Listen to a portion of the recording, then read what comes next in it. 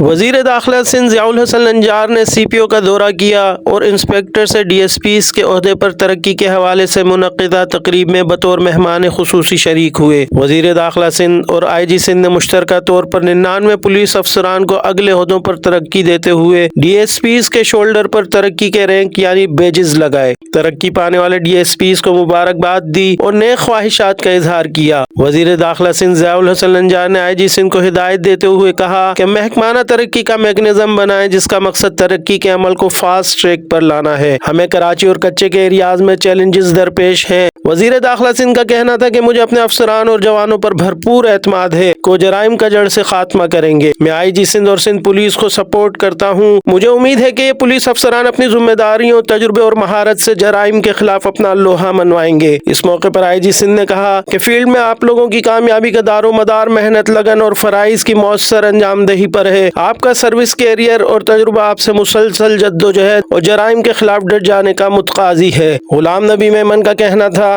कि सिंध पुलिस एक बहादुर फोर्स है। दीगर सूबों के मुकाबले में सिंध पुलिस की कुर्बानियाँ ज्यादा हैं। मुझे अपने शोहदा और उनकी फैमिलीज पर फख्र है।